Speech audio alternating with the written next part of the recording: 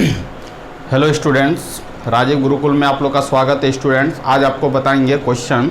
ये आपका JSSC JEE और एसएससी जेई दोनों के लिए बेहद इंपॉर्टेंट है। ये आपका इंस्ट्रूमेंटेशन एंड मेजरमेंट का क्वेश्चन पेपर है। स्टूडेंट, ये आपका प्रीवियस ईयर में ये सब क्वेश्चन पूछा गया है। ये आपका टॉपिक्स आपका कवर करेगा कैथोड रे ऑफ ऑसिलोस्कोप का प्रॉब्लम है। तो प्रॉब्लम के माध्यम से इस कॉन्सेप्ट को क्या करेंगे स्टूडेंट, पूरा समझेंगे। ठीक है, तो ये आपका प्रीवियस ईयर का क्वेश्चन पेपर है, ये बेहद इंपॉर्टेंट है। ये आपका इंस्ट्रूमेंटेशन एंड मेजरमेंट का CRO cathode ray of oscilloscope का प्रॉब्लम सब आपका प्रीवियस एग्जाम में पूछा गया। 10 गो प्रॉब्लम है, बेहद इंपॉर्टेंट है। यहाँ से ही प्रॉब्लम आने की संभावना बहुत ज़्यादा है।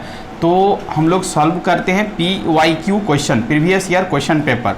अब देखो, CRO का फुल फॉर्म होता है student cathode ray of oscilloscope. तो कैथोड रे ऑफ ऑसिलोस्कोप से हम लोग क्या मेजर कर सकते हैं और क्या मेजर नहीं कर सकते हैं, उसको हम लोग क्या करेंगे स्टूडेंट, कैलकुलेशन करेंगे और देखेंगे इस प्रॉब्लम का आंसर क्या होगा। इसका मतलब देखो कि ये प्रॉब्लम हो रहा है कि CRO can be use to measure. CRO से हम क्या मेजर कर सकते हैं। पहला ऑप्शन है फ्रीक्वेंसी, दूसरा ऑप्शन है पावर, तीसरा ऑप्शन है C फेज और लास्ट वाला ऑप्शन है वोल्टेज।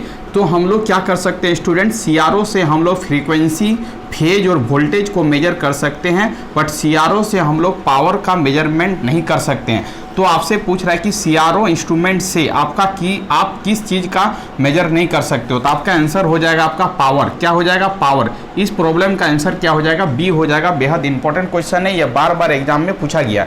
चलो प्रॉब्लम नंबर 2 को सॉल्व करते हैं। A single instrument that can measure voltage, current, resistance, diode, forward voltage drop and transistor gain is called. मतलब एक सिंगल इंस्ट्रूमेंट है जिसके द्वारा हम voltage, current, resistance, diode, forward voltage drop and transistor gain is called.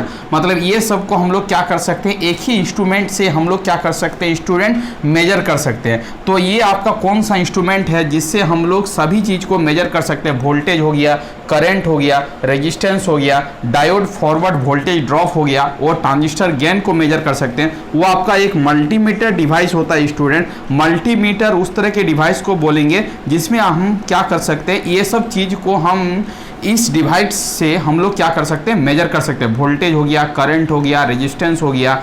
तो multimeter से हम लोग क्या कर सकते हैं, सभी चीज़ को मेजर कर सकते हैं। एक हो गया स्टूडेंट आमीटर से हम लोग करंट का मेजर कर सकते हैं। ओमीटर से हम लोग रेजिस्टेंस का मेजर कर सकते हैं। मेगर से हम लोग हाई रेजिस्टेंस वैल्यू को क्या करेंगे, मेजर करेंगे। तो मल्टीमीटर एक ऐसा पर्टिकुलर डिवाइस है जिससे हम लोग वोल्टेज, करंट, रेजिस्टेंस, डायोड का फॉरवर्ड वोल्टेज ड्रॉप, ट्रांजिस्टर का गेन, ये सब हम लोग क्या कर सकते हैं स्टूडेंट, मेजर कर सकते हैं। बेहद इंपॉर्टेंट क्वेश्चन है, ये आपका एग्जाम में पूछा गया है और इस एग्जाम में भी पूछने की संभावना बहुत ज़्यादा है। तो ये प्रॉब्लम को आपको क्या करना होगा, याद रखना होगा। मल्टीमीटर से ये सब चीज़ को हम लोग क्या कर सकते हैं, मेजर कर सकते हैं। अब देखो स्टूडेंट, एक horizontal input to a scope is EM sin omega t. एक हॉरिजेंटल है, एक आपका वर्टिकल इनपुट स्कोप है student, EM sin omega t है। और अनदर जो आपका हॉरिजेंटल है EM sin bracket omega t plus क्या है, 30 डिग्री एंगल है। What is the Lissajous pattern in the CRO। मतलब आपका CRO में इसका पैटर्न, इस दोनों वेवफॉर्म का पैटर्न कैसा बनेगा। इसका मतलब ये समझने का कोशिश करो कि लिसिजियस पैटर्न ये किस कंडीशन में बनेगा, ये किस कंडीशन में बनेगा, ये किस कंडीशन में बनेगा और ये किस कंडीशन में बनेगा। इसका मतलब स्टूडेंट, जब आपका ये आपका क्या फाई है, ये आपका क्या ओमेगा टी प्लस क्या है, फाई है।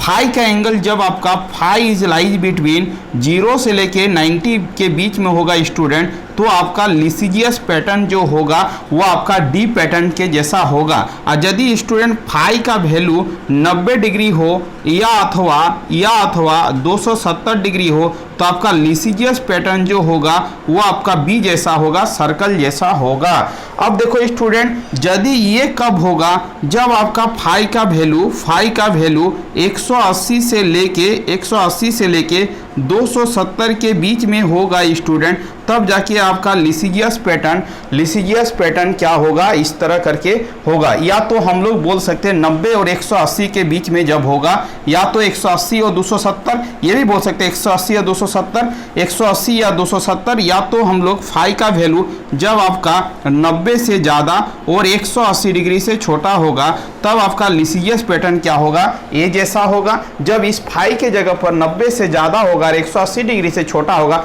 तब लिसिजियस पैटर्न क्या होगा स्टूडेंट, ये होगा। और जब आपका फाई का वैल्यू 0 डिग्री हो या तो आपका फाई का वैल्यू 360 डिग्री हो, 360 डिग्री हो, तो लिसिजियस पैटर्न क्या होगा, सी जैसा होगा। कैसा होगा, सी जैसा होगा।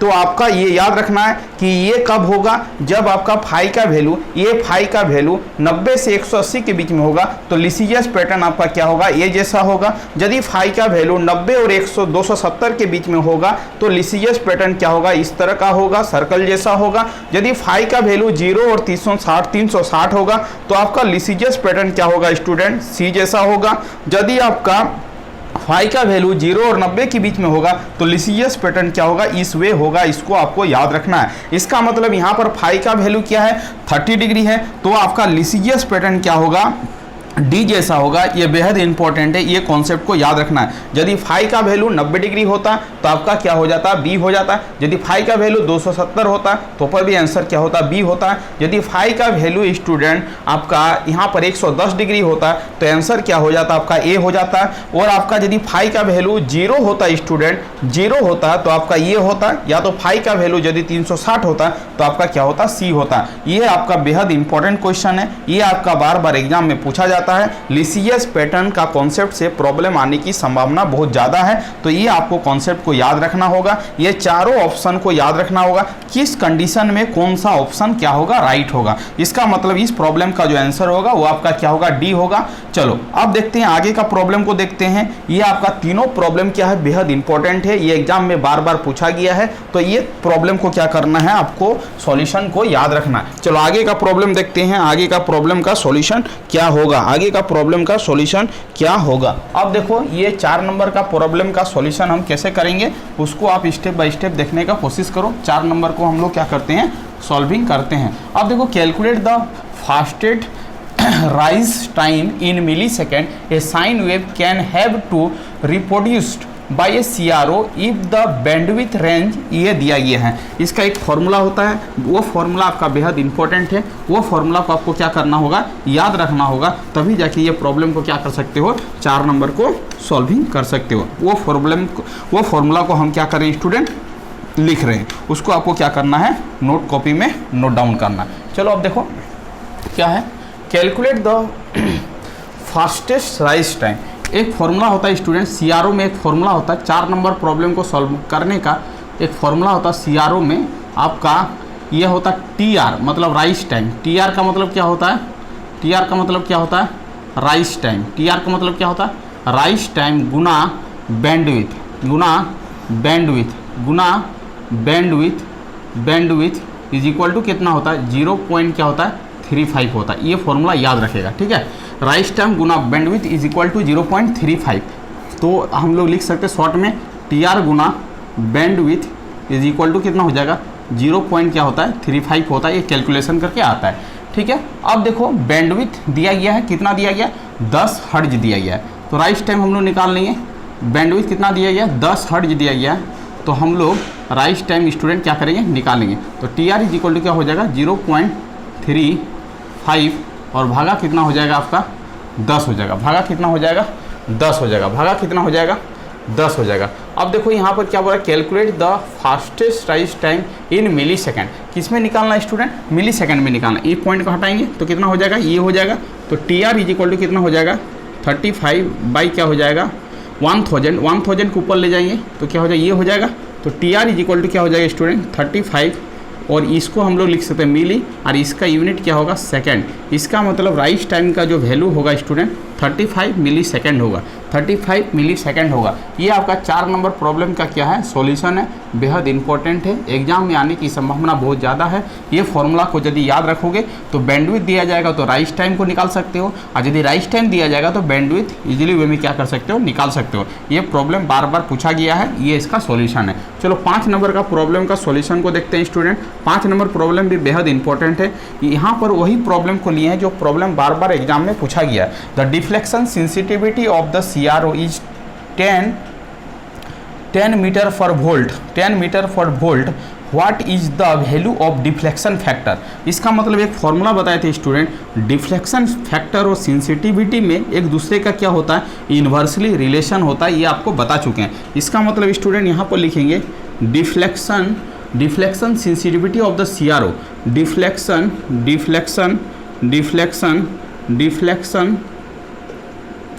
सेंसिटिविटी ऑफ द CRO, इसको क्या बोलेंगे, सेंसिटिविटी कैसे करेंगे, 1 बाई क्या होगा, 1 बाई क्या होगा, डिफ्लेक्शन, 1 बाई क्या होगा, डिफ्लेक्शन फैक्टर होगा, 1 बाई क्या होगा, डिफ्लेक्शन फैक्टर D होगा। इसका मतलब यदि D को निकालना होगा तो 1 बाई क्या हो जाएगा, S हो जाएगा।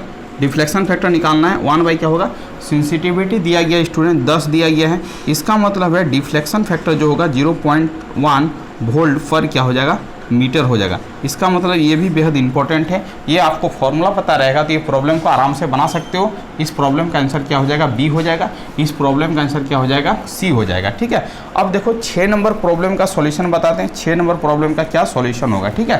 क्या बोला, which of the following quantity can not be measure using a multimeter. Multimeter से हम लोग किस चीज़ का मेजर नहीं कर सकते हैं। हम लोग वोल्टेज का मेजर कर सकते हैं स्टूडेंट, करंट का भी मेजर कर सकते हैं, रेजिस्टेंस का भी मेजर कर सकते हैं। हम लोग मल्टीमीटर से फेज एंगल का मेजरमेंट नहीं कर सकते हैं। ये आपको क्या करना होगा,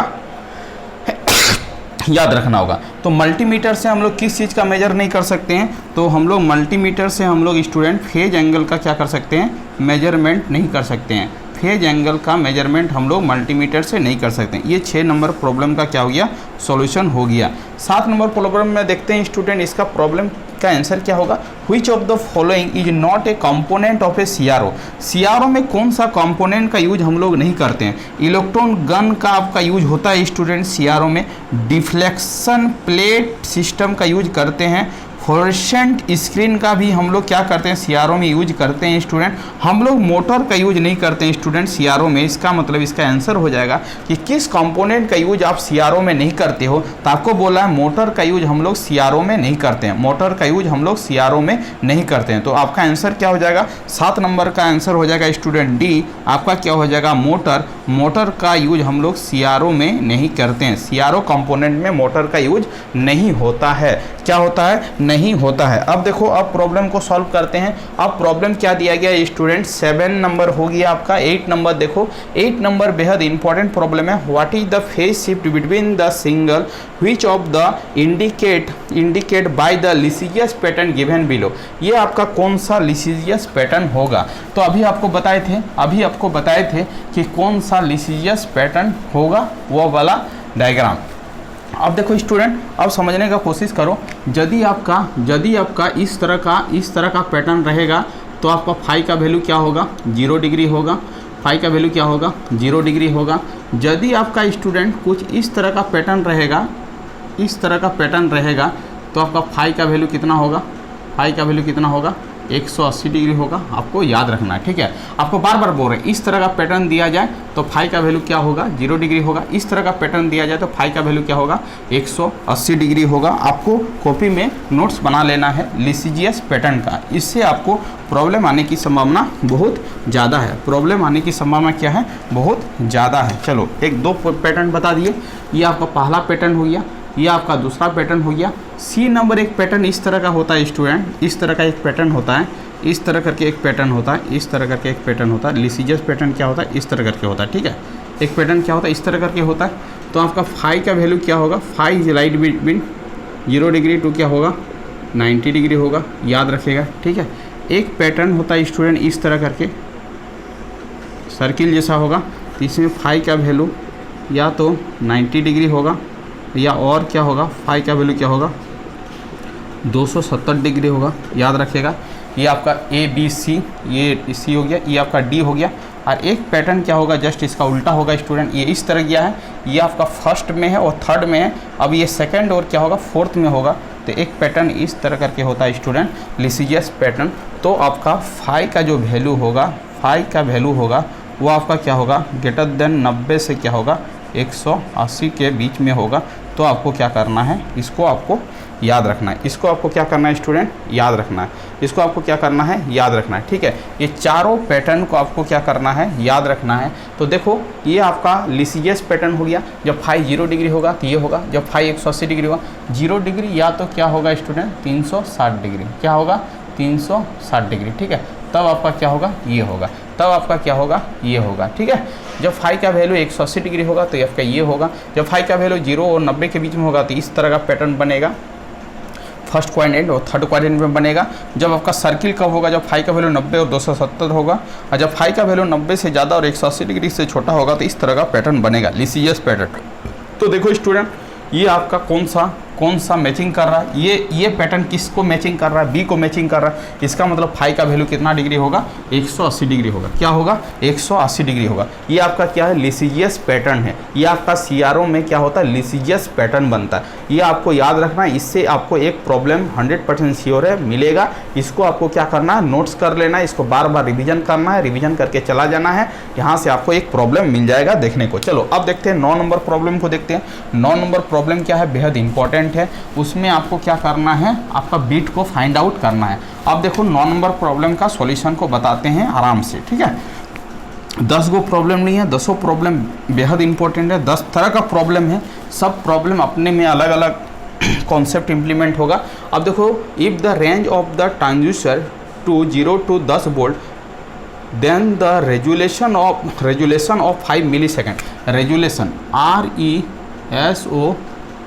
RESOLUTION, रेजुलेशन इक्वल टू क्या होता है स्टूडेंट, रेजुलेशन इक्वल टू क्या होता है, V max डिवाइडिंग बाई 2 के पावर n माइनस क्या होता है 1 होता है, ये फॉर्मूला होता है। ठीक है, तो देखो यहाँ पर if a range of the analogue transducer 0 to 10 volt for the resolution 5 millisecond, resolution कितना दिया गया 5 मिली वोल्ट दिया गया। ठीक है, अब वी मैक्स कितना दिया गया, आपका वोल्टेज कितना दिया गया 10 दिया गया, रेजुलेशन 2 के पावर n माइनस 1 होता है। इसका मतलब इसको क्रॉस करेंगे तो 2 के power n minus 1 equal to क्या हो जाएगा 10 बाई क्या हो जाएगा 5, और मिली को लिखेंगे तो 10 के पावर क्या लिखेंगे -3 लिखेंगे। इसको कैंसिल करेंगे स्टूडेंट, 2 आएगा तो यह 2 के पावर n माइनस क्या हो जाएगा 1, और 2 हो जाएगा ऊपर में जाएगा तो 2 गुना क्या हो जाएगा 10 के पावर 3 हो जाएगा। तो 2 के power n is equal to क्या हो जाएगा 2, 1 2 3 और इतना हो जाएगा 2000 हो जाएगा, एक 1 इधर आएगा। इसका मतलब 2 के power n is equal to कितना हो जाएगा 2000 क्या हो जाएगा 2000 क्या हो जाएगा 1 हो जाएगा। अब आपको क्या करना है, बीट डिसाइड कर लेना है। ठीक है, कितना हो सकता है, तो देखो स्टूडेंट 2 के पावर यदि 10 रहेगा तो क्या हो जाएगा 10 से 24 होगा, और 2 के पावर 11 रहेगा तो 2 से गुना करेंगे तो 4 दूनी 8, 2 दूनी 4 और 0 इतना हो जाएगा। इसका मतलब क्या हो जाएगा, इसका मतलब क्या हो जाएगा, मोटा मोटी कितना बीट हो जाएगा 11 बीट के बराबर हो जाएगा। अप्रॉक्सीमेट 10 रहता तो 10 से 24 होता, तो 10 से 24 से तो ज़्यादा है, तो आपका बीट जो होगा 2 के power n is approximate is equal to क्या हो जाएगा 2 के पावर क्या हो जाएगा 11 हो जाएगा। तो number of beat is equal to क्या हो जाएगा 11 हो जाएगा, n का वैल्यू क्या हो जाएगा 11 हो जाएगा। तो ये आपको क्या करना, बेहद इंपॉर्टेंट फॉर्मूला है, इसको आपको याद रखना होगा। Resolution is equal to V max dividing by 2 के पावर n माइनस क्या होता है 1 होता है। जो डाटा दिया गया उसको रख लेंगे, नंबर ऑफ बीट निकल जाएगा, नंबर ऑफ बीट का जो सॉल्यूशन आएगा ये आपका क्या हो जाएगा 11 हो जाएगा। ये आपका प्रॉब्लम का सॉल्यूशन हो गया। तो ये आपका क्या हो गया स्टूडेंट, ये आपका क्या हो गया, प्रॉब्लम नंबर 9 का क्या हो गया सॉल्यूशन हो गया। 9 का क्या हो गया सॉल्यूशन हो गया, 9 का क्या हो गया सॉल्यूशन हो गया। चलो अब 9 के बाद लास्ट नंबर प्रॉब्लम का सॉल्यूशन करते हैं 10 नंबर का problem. In A 3/1/2 digital volt meter the largest number that can be read is. अब देखो इसको कैसे हम लोग बनाएंगे, ये प्रॉब्लम को कैसे बनाएंगे, ये आपका बेहद इंपॉर्टेंट है। इस तरह का प्रॉब्लम एग्जाम में देखने को बहुत सारा मिलेगा प्रॉब्लम, तो आपको इसका कॉन्सेप्ट आना चाहिए। यदि कॉन्सेप्ट पता रहेगा तो इस प्रॉब्लम को आराम से सॉल्व कर लोगे। देखो इस प्रॉब्लम का सॉल्यूशन को हम लोग बताते हैं। अब देखो क्या है 3/1/2 डिजिटल वोल्ट मीटर है। क्या है 3/1/2 डिजिटल वोल्ट मीटर है। 3/1/2 क्या है, एक डिजिटल वोल्ट मीटर है। डिजिटल क्या है आपका क्या है, वोल्ट मीटर है, डिजिटल वोल्ट मीटर है, ठीक है। वो बोल रहा कि the largest number that can be read, ये डिजिटल वोल्ट मीटर कितना नंबर का लार्जेस्ट डाटा को क्या करेगा, रीड करेगा। चलो यहाँ पर देखते हैं, ये आपको समझना होगा। ये आपका क्या है स्टूडेंट, इस तरह करके डिवाइड कर लेना है। ये आपका क्या होगा, MSB बिट होगा, मोस्ट सिग्निफिकेंट बिट होगा। इसको रिप्रेजेंट करेंगे आइदर 0 या तो 1 से।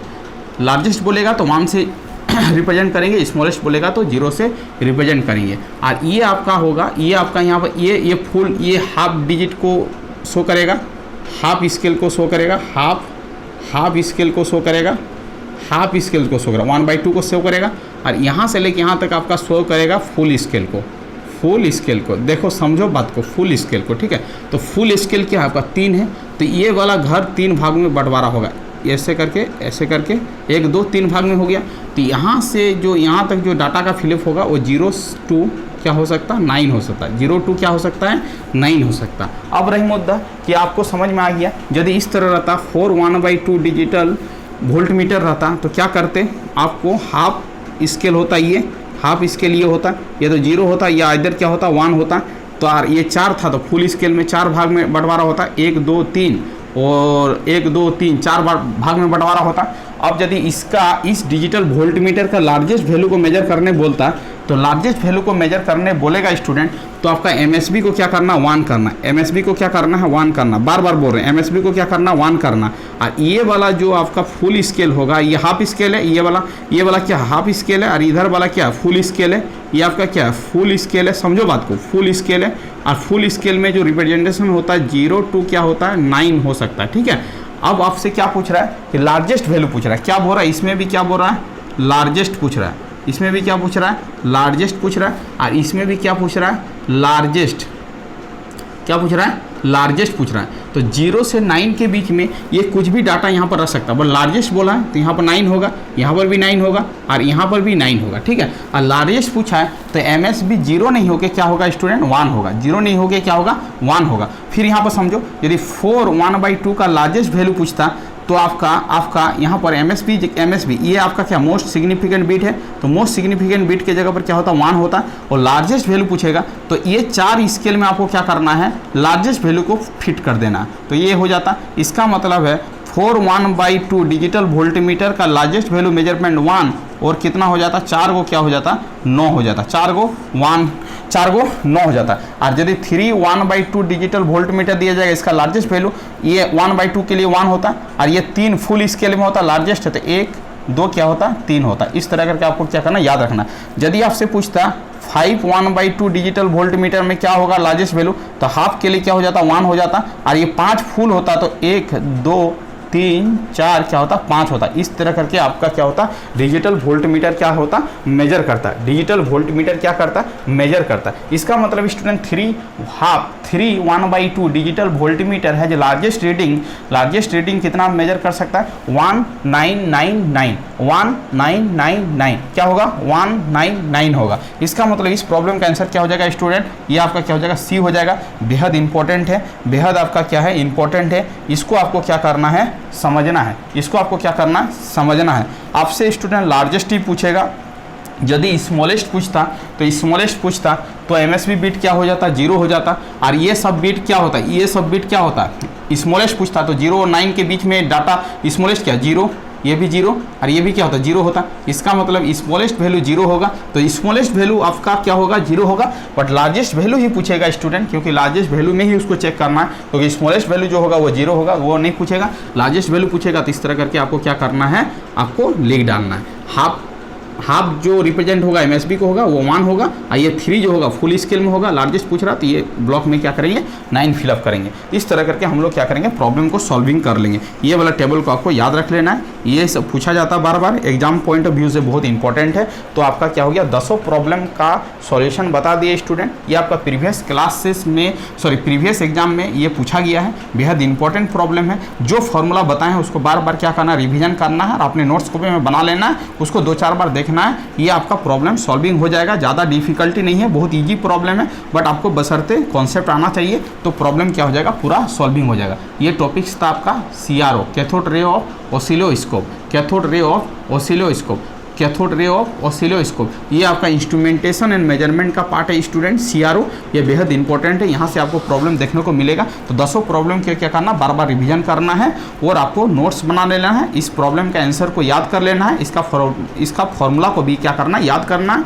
इस फॉर्मूला से प्रॉब्लम आएगा। Thank you student. वीडियो के एंड करते हैं। यदि आप चैनल में नहीं आए तो चैनल को क्या करना, सब्सक्राइब कर लेना है, जिससे आपको इस तरह का वीडियो मिल सके और आप ज़्यादा से ज़्यादा लाभ उठा सकें। Thank you student. Vande Mataram.